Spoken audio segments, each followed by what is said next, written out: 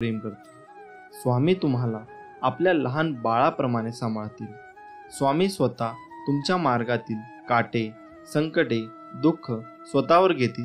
स्वामींचा हा आशीर्वाद प्राप्त करण्यासाठी आत्ताच या व्हिडिओला लाईक करा व चॅनलला सबस्क्राईब करा आणि कमेंटमध्ये ब्रह्मांड नायक श्री स्वामी समर्थ महाराज की जय असं टाईप करा।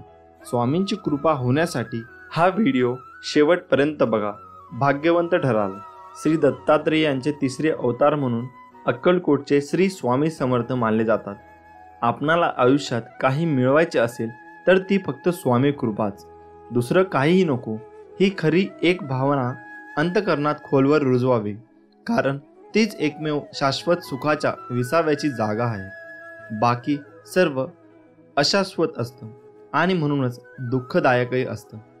यासाठी स्वामी मला फक्त तुम्ही हवेत अशी तळमळ जीवाला लागली तरच स्वामींच्या अस्तित्वाची प्रचिती येत असते।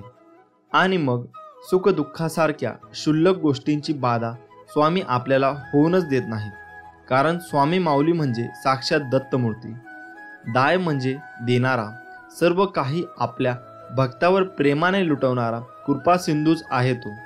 फक्त आपली अढळ निष्ठा आणि अनन्य प्रेम हवे माऊलीवर। तू कर मत फिक्र, जो हुआ नहीं मैं करूंगा वो जो तूने सोचा ही नहीं। श्री स्वामी समर्थ। स्वामी म्हणतात, फक्त तू कोणाला फसवू नकोस, मी आहे तुझ्या पाठीशी, तुझी फसवणूक होऊ देणार नाही।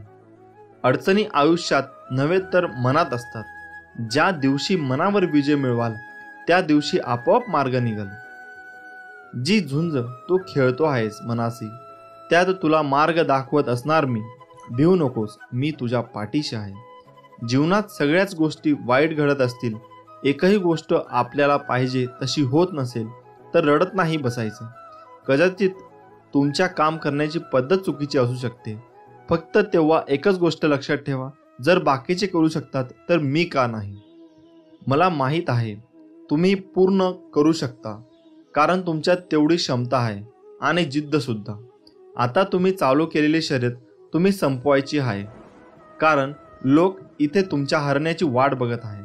असं म्हणतात की काळजी करणारी माणसं मिळायला भाग्य लागतं, पण अशी माणसं आपल्याला मिळाली आहेत हे समजायला जास्त भाग्य लागतं। विश्वास ठेव, अरे जो माझा हात पकडतो त्याला कधी कोणाचे पाय पकडायची गरज भासत नाही। कोण म्हणतं स्वामी दिसत नाही? स्वामी तर तेव्हा दिसतात जेव्हा कोणी दिसत नाही। श्री स्वामी समर्थ। माणूस विचार करतच असतो, पण ते विचार चांगले असावेत आणि त्याची दिशा चांगली असावी, हे महत्त्वाचे। थोर व्यक्तींचे विचार हे आपल्याला जगण्याला एक प्रकारे दिशा देत असतात। श्री स्वामी समर्थ म्हणतात, उपवास हा नेहमी अन्नाचाच का करावा? कधी कधी वाईट विचारांचाही करावा, कधी कधी उपवास अहंकाराचा करावा, कधी कधी उपवास मीपणाचा करावा। आयुष्यात एक गोष्ट नेहमी लक्षात ठेवा, मीपणा सोडा, मोठे व्हाल।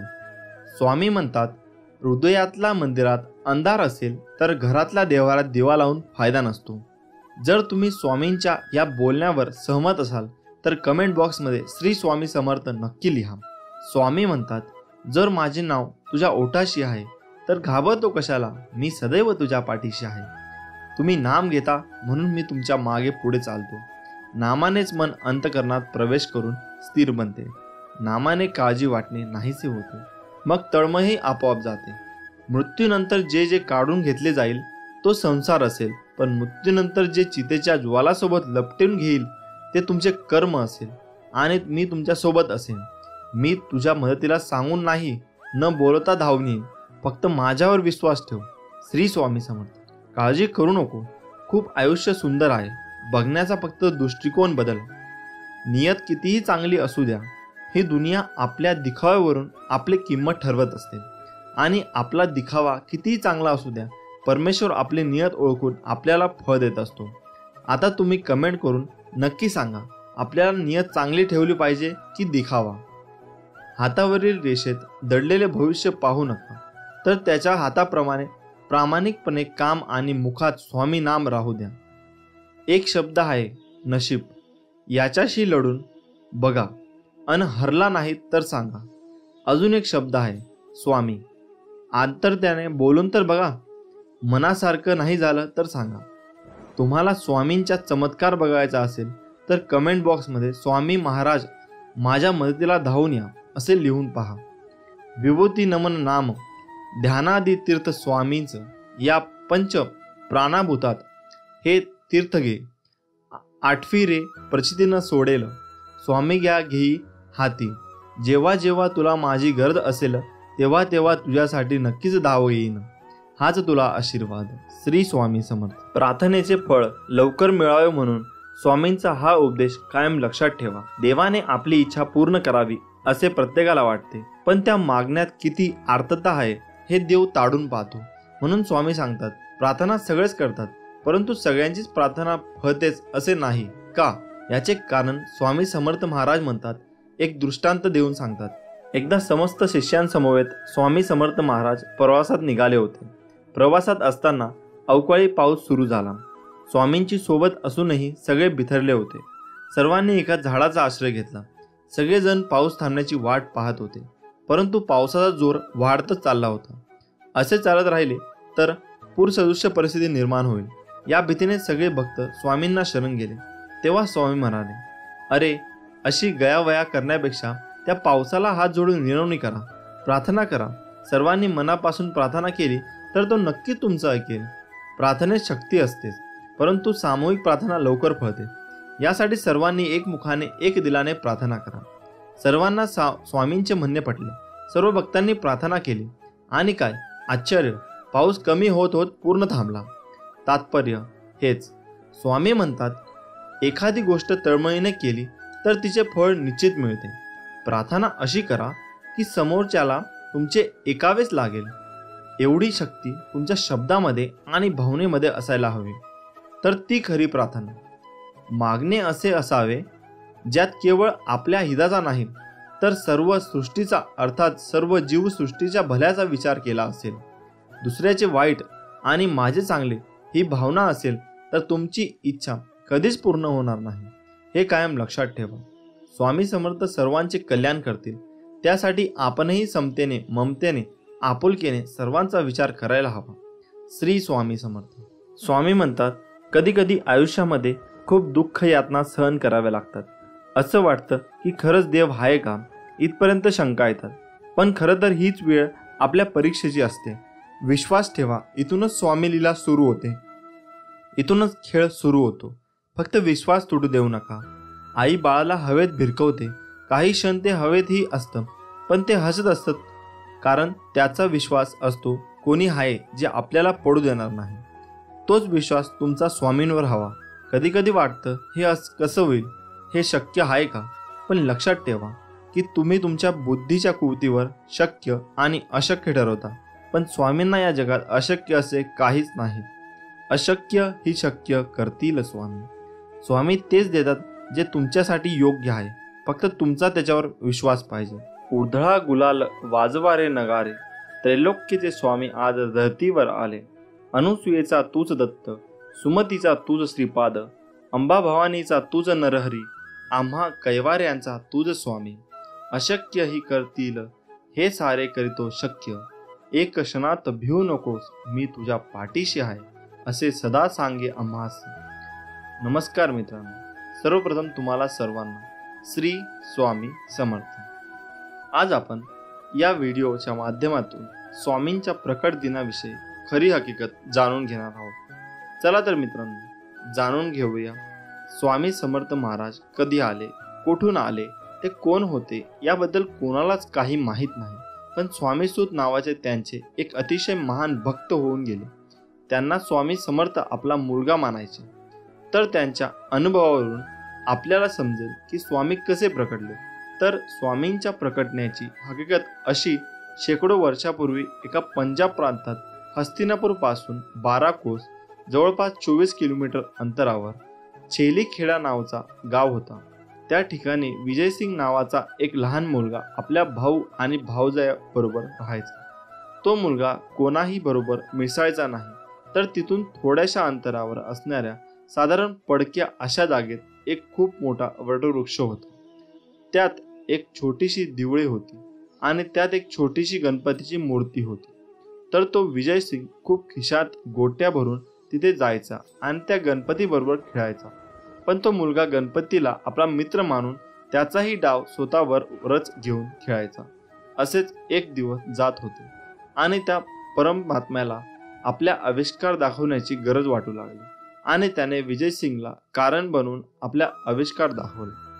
तर तो दिवस होता चित्रशुद्ध द्वितीया आणि विजय सिंग रोजच्या आपल्या पद्धतीने याही दिवशी तिथे गेला गणपती बरोबर. पण आज अचानक त्याच्या मनात आले की रोज आपण खेळतो आणि आज याने पण खेळायचे आणि सर्व गोट्या त्या मूर्तीच्या समोर टाकल्या व ते बोलले, बाप्पा रोज मीच तुझा डाव खेळतोय पण तू आज नाही, आज तूच खेळायचं. बस इतकेच त्याच्या तोंडातून शब्द निघतच धरणी कंपत होऊ लागली. सर्वत्र ढग जमून अंधार होऊ लागला. वारे वेगाने वाहू लागले आणि कोणालाच काही कळेना की काय होते. पण काय करणार, ती अद्भुत शक्ती आज प्रकटणार होती आणि तिच्याच आगमनाने ही सूचना होती. आणि ज्या ठिकाणी गणेश मूर्ती होती त्या ठिकाणी धरणी दुभंकून एक 8 वर्षाची अतिशय तेजस्वी एक बालमूर्ती पकडली आणि ते दुसरे तिसरे कोणीही नसून प्रत्यक्ष परब्रह्म श्री स्वामी समर्थ महाराज.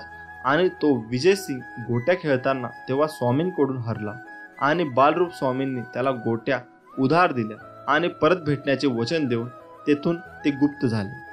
आता शंका ही उपस्थित होईल की ही गोष्ट कशी काय कळाली. पण या गोष्टीचा उलगडा आज झाला. कोकणातील हरिभाऊ सोमीसूत हे अक्कलकोटला आले होते आपल्या ऐहिक इच्छापूर्तीसाठी. तेव्हा ते तिथे काही दिवस वास्तव्याला होते आणि एक दिवस स्वामींना त्यांना जवळ बोलावले, मांडीवर घेतले, सांगितले की आजपासून तू माझा सूत झालास. सर्व घरदार सोडून दे आणि दर्या किराणी माझी ध्वजा उभी कर. हे ऐकून हरिभाऊंना रडू कोसळले, कारण ते इथे ऐहिक इच्छापूर्तीसाठी आले होते आणि महाराज तर सर्व सोडायला सांगत आहेत. हे पाहून त्यांना थोडं रडू कोसळलं. तेव्हा स्वामी त्यांना म्हणाले की रडतोयस काय, माझे पोट बघ किती मोठे आहे, त्यावर हात फिरून बघ. ज्यावेळी हरिभाऊंनी तसे केले त्यांना ज्ञान लागले आणि त्यामध्ये त्यांना आपले सगळे जन्म आठवू लागले आणि त्यातील त्यांना एक आपलाच जन्म आठवला. विजय सिंग म्हणजे दुसरं तिसरं कोणी नाही तर तो स्वामी सुतांचाच पूर्ण अवतार होता. आणि त्यावर या सर्व गोष्टीचा उलगडा झाला आणि या गोष्टीला स्वतः स्वामींनी मान्यता दिली आणि ती पुढील प्रमाणे. स्वामी प्रकट दिनाचा उत्सव सोमीसूत महाराजांनी सुरू केला आहे. ज्यावेळी सोमीसूत महाराज हा उत्सव अक्कलकोटमध्ये करत होते तेव्हा भुजंगासारख्या भक्तांनी स्वामींना प्रश्न विचारला, स्वामीसूत हे काय करत आहे. तेव्हा स्वामींचे उत्तर असे होते, माझं बळ मी सदेह प्रकटलेल्या दिवसाचा उत्सव करत आहे. नाना रेखी नावाचे अहमदनगर येथे स्वामी भक्त होते. ते सोमीसूतांच्या सांगण्यावरून अक्कलकोटला आले होते. तर ते पिंगला ज्योतिष विद्येत पारंगत होते. स्वामींनी त्यांना आज आज्ञा केली की माझी कुंडली बनव. तेव्हा त्यांना खूप आनंद झाला आणि त्यांना लगेचच कुंडली बनवण्याचं काम सुरू केलं आणि काही दिवसातच कुंडली बनली आणि त्यातील स्वामी प्रकटण्याचा मजकूर वर प्रमाणे होता. तर तेही कुंडली घेऊन स्वामीपाशी आले. तेव्हा तिथे भजनाचा कार्यक्रम सुरू होता. तेव्हा स्वामींनी ती कुंडली भक्ताला सांगून माळ्यावर टाकायला सांगितले आणि ज्यावेळी कार्यक्रम संपला आणि परत स्वामींनी कुंडली आणण्याची आज्ञा केली तेव्हा त्या कुंडलीवर हळद कुंकू अक्षता तुळस फूल वगैरे वाहून ते सर्व देवतांनी त्या कुंडलीची पूजा केली होती. आणि कुंडली पाहून स्वामींनी खूप खुश आणि नानांचा उजवा हात हातात घेऊन त्यांनी आपला हात हातात त्यांच्या ठेवला आणि त्यांच्या हातावर विष्णुपद उमटले. स्वामींचे याचाच अर्थ स्वामींनी वरील कुंडलीला म्हणजे प्रत्यक्षरित्या स्वामी सुतांनी मांडलेल्या स्वामींच्या प्रकटण्यालाच मान्यता दिली आणि त्यांचा प्रसाद म्हणून नाना रेखींच्या हातावर विष्णुपद उमटले. आणि आजही स्वामींची कुंडली स्वामींच्या अहमदनगरच्या मठात आहे. स्वामी समर्थ महाराज कार्दाली वनात योग्यांच्या मार्गदर्शन करायला येण्यापूर्वी ते जगात वेगवेगळ्या ठिकाणी स्वतःचे खरे नाव ओळख लपवून चंचल भारती, दिगंबर बुवा अशा नावाने सुद्धा कार्यरत होते. स्वामी समर्थ प्रकट दिन आपल्या सर्वांसाठी खूप मोठी महापर्वणी आहे आणि आपल्या सर्वांच्या पुण्याईने आपल्याला ही माहिती प्राप्त झाली.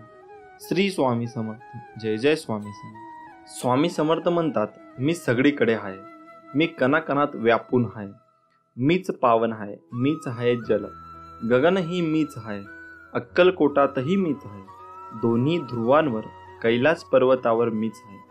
मी कुठेही गेलेलो नाही आणि जाणारही नाही. मी सदैव तुमच्या पाठीशी आहे. नको होऊ निराश, हारू नको. तुझा आत्मविश्वास, मी आहे तुझ्या जवळपास. झाकून तुझे नयन, कर चिंतन, बघ मी आहे तुझा जवळ. आत्मविश्वास हा सूर्यासारखा असतो. जितकी तुम्ही मेहनत कराल तितकाच तो अधिक चमकतो. म्हणून माझ्या बाळा, विश्वास हा स्वतःवर ठेव तर ताकद बनेल आणि दुसऱ्यांवर ठेवला तर कमजोरी. आवड आणि आत्मविश्वास असेल तर कोणतीही गोष्ट अवघड नाही. तू जिथे आहेस त्या पलीकडे जाण्याचा प्रयत्न कर. प्रयत्न कधीही अयशस्वी होत नाही. स्वामी म्हणतात, तुम्ही कोण आहात आणि तुम्हाला कोण व्हायचे यातलं अंतर कळलं तर तुम्ही काय करता ते कळतं. कोणीही तुमच्यासोबत नसेल तर घाबरून जाऊ नका, कारण उंच उडणारे गरुड हे कमीच असतात आणि ज्यांच्यासोबत कोणी नसतो त्यांच्यासोबत स्वामी नेहमी असतात हे विसरू नकोस. कष्ट इतक्या शांततेत करा की यश हमखास धिंगाणा घालेल. आयुष्यात अपयशी झाला असशील तर विश्वास ठेव, सर्वात मोठे यश हे सर्वात मोठ्या अपयशानंतरच मिळते. संकट टाळणं हे माणसाच्या हातात नसतं, पण त्या संकटांचा सामना करणे नक्कीच असते. म्हणून तू संकटांना सामोरे जा, घाबरू नको. स्वामी बळ आहे पाठीशी. अशक्य हा शब्द आपल्या शब्दकोशातून काढून टाक. इच्छाशक्ती चांगली असेल तर मदत तुमच्याकडे चालून येते. दुःखाची चव घेण्यापेक्षा ते पचवण्यात अधिक गोडी आहे. म्हणून दुःख चलवत राहण्यापेक्षा ते स्वीकारायला शिका. तुम्ही खचून जाणाऱ्यातले नाही, त्यामुळे आहे त्याला सामोरे जा आणि जिंका. पुढचा दिवस तुमचाच आहे, यश नक्की मिळेल. मनात आत्मविश्वास असेल तर तुम्ही काहीही करू शकता. मग तुम्हाला कशाचीही भीती वाटणार नाही. मी काहीतरी चांगलं करेन हा विश्वास आणि मी काहीतरी चांगलं करेनच हा झाला आत्मविश्वास. घाबरण्यासारखा वाईट कोणताही व्हायरस नाही आणि त्याला सामोरे जाण्यासारखे कोणतेही चांगले वॅक्सिन नाही. सूर्य मावळतोच ते नवीन दिवस घेऊन येण्यासाठी. त्यामुळे आज जरी मनासारखे झाले नाही तरी उद्या तसे नक्कीच होईल. पैज लावायचा असेल तर तो स्वतः सोबत लावा. हरलात तर काहीतरी नवे शिकाल आणि जिंकलात तर पुढे वाटचाल कराल. मित्रांनो, आपण खूप मेहनत करत असतो. मेहनत करून आपला जीव टांगणीला लावत असतो, परंतु खूप पैसा कमवून सुद्धा आपल्या घरामध्ये नेहमी दरिद्रता येत असते. अनेकदा आपल्याला या सगळ्या गोष्टी मागील कारण समजत नाही. बहुतेक वेळा हातामध्ये पैसा येणे आधीच पैसे जाण्याचे वेगवेगळे मार्ग खुले होतात. पैसा जरी घरात आला तरी तो जास्त काळ आपल्या खिशामध्ये राहत नाही. यावेळी आपण चिंता व्यक्त करत असतो. अनेकदा आपले मानसिक खच्चीकरण होते आणि अनेकदा आपण तणावाखाली जातो. घरात गरिबी येण्याची ही आहेत 9 लक्षणे. आत्ताच जाणून घ्या आणि तुम्ही तुमचे संकटे दूर करू शकाल. नंबर 1, तुटलेल्या कंगव्याद्वारे कधीच केस विसरू नये. त्याबरोबर उभे राहून केस विसरू नये. त्यामुळे घरामध्ये दरिद्रता प्रवेश करते आणि घरातील बरकत निघून जाते. 2, घरात अस्वच्छता ठेवणे. या सगळ्या गोष्टींमुळे घरामध्ये नकारात्मक ऊर्जा निर्माण होते आणि यामुळे सुद्धा दरिद्रता आपल्या घरात प्रवेश करते. म्हणून आपले घर नेहमी स्वच्छ व सुंदर ठेवावे. नंबर 3, कपडे घालताना नेहमी उजव्या बाजूने सुरुवात करावी. काही व्यक्ती यांना डाव्या बाजूने कपडे घालण्याची सवय असते. हे अत्यंत चुकीचे आहे. कोणत्याही कार्याची सुरुवात उजव्या बाजूनेच करावी. 4, दाताने पोळी कुरतडून खाणे हे सुद्धा दरिद्राचे लक्षण मानले जाते. म्हणून जेवण करताना अन्नाचा आदर करावा व जेवण करताना हाताने पोळी तोडून नीट विशिष्ट पद्धतीने जेवण करावे. नंबर 5, काही व्यक्तींना दातांची नखं खाण्याची सवय असते. ही सवय सुद्धा अत्यंत वाईट आहे. असे केल्याने घरामध्ये दरिद्रता निर्माण होते व आपल्या घरामध्ये कोणत्याही प्रकारची बरकत राहत नाही. नंबर 6, जर तुम्ही कपडे विकत घेण्यास सक्षम असेल तरीही तुम्ही फाटलेले कपडे घालत असाल तर हे दारिद्र्याचे लक्षण आहे. ज्या व्यक्तीकडे गरीब आहेत त्यांनी नवीन कपडे घेण्याची परिस्थिती नाही, अशा व्यक्तीने जर फाटलेले तुटलेले मळके कपडे घातले तर काही हरकत नाही, कारण की त्यांची नवीन कपडे घेण्याची परिस्थिती नाही. म्हणून जर तुमची परिस्थिती चांगली असून सुद्धा जर तुम्ही फाटलेले घाणेरडे कपडे घालत असाल तर यामुळे तुमच्या जीवनामध्ये दारिद्र्यता येऊ शकेल. म्हणून अशा प्रकारचे कपडे सुद्धा शक्यतो घालू नये. नंबर 7, सकाळी सूर्योदयानंतर सुद्धा झोपून राहणे हे दारिद्र्याचे एक लक्षण आहे. सकाळी आणि संध्याकाळी माता महालक्ष्मी आपल्या घरात प्रवेश करत असते. जर अशा वेळी आपण झोपलेले असू तर माता महालक्ष्मी आपल्या घरामध्ये प्रवेश न करताच निघून जाते आणि यामुळे आपल्या घरामध्ये सुख शांती वैभव येत नाही. त्याचबरोबर अलक्ष्मी म्हणजे गरिबी भरपूर प्रमाणामध्ये येऊ लागते. म्हणून सूर्योदयापूर्वी उठून घराची स्वच्छता करून माता महालक्ष्मीचे स्वागत करावे. पिण्याचे पाणी रात्री होडे अजिबात ठेवू नये. हे सुद्धा दरिद्र येण्याची लक्षणे मानले जाते. म्हणून पिण्याचे पाणी नेहमी झाकून ठेवायला हवे. नंबर 8, दारासमोर चप्पल जर उलट्या असतील तर त्यांना आपण सरळ करायला हव्यात. जर उलट्या चप्पल व बूट यावर आपल्या दारासमोर असेल तर यामुळे सुद्धा गरिबी अनेक अडचणी आणि आपल्या घरामध्ये प्रवेश करत असतात. म्हणून जर चपला बूट उलटे दिसले तर लगेच सरळ करावे. नंबर 9, मुक्या प्राण्यांना कधीच लाथ मारू नये. असे केल्याने आपल्या घरामध्ये विविध अडचणी निर्माण होऊ शकतात. त्याचबरोबर आपल्या घरामध्ये हे पाहुणे येतात, त्यांच्याशी नेहमी चांगले वागायला हवे. त्यांच्याशी कधीही वाद घालू नये. कारण की भारतीय संस्कृतीमध्ये जे पाहुणे आपल्या घरी येत असतात ते प्रत्यक्ष देवस्वरूप आपण त्यांना मानत असतो. भारतीय संस्कृतीमध्ये अतिथी देवो भव असे म्हटले जाते. कारण की पाहुण्यांना आपण देवाचा दर्जा देत असतो.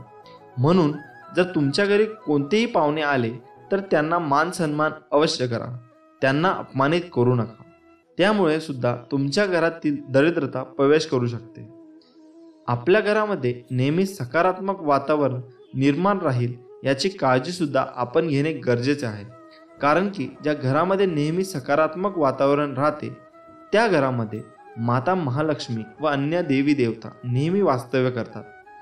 म्हणून आपल्या घरातील वातावरण नेहमी सकारात्मक ठेवा आणि नेहमी परिश्रम करून आपल्या घरामध्ये माता महालक्ष्मीचे आगमन आनंदाने करा. अवधूत चिंतन. श्री गुरुदेव दत्त. श्री स्वामी समर्थ. उगाची भीतोसी भय हे पळू दे, जवळ उभी स्वामी शक्ती कळू दे. जगी जन्म मृत्यू असे खेळ ज्याचा, नको घाबरू तू असे बाळ त्याचा. नमस्कार मित्रांनो, आपले स्वामी काय सांगतात? आयुष्यात नेहमी लक्षात ठेवा, आपल्यामुळे दुसऱ्याच्या डोळ्यात पाणी येणे हा सर्वात मोठा गुन्हा आहे आणि आपल्यासाठी कोणाच्या डोळ्यात पाणी येणे हे सर्वात मोठे यश आहे. तुझं माझं करता करता एक दिवस जायचं आहे. जे कमावलं ते इथेच ठेवून जायचं आहे. तुम्ही चांगले कर्म करा, सोबत तुमच्यात तेच जाणार आहे.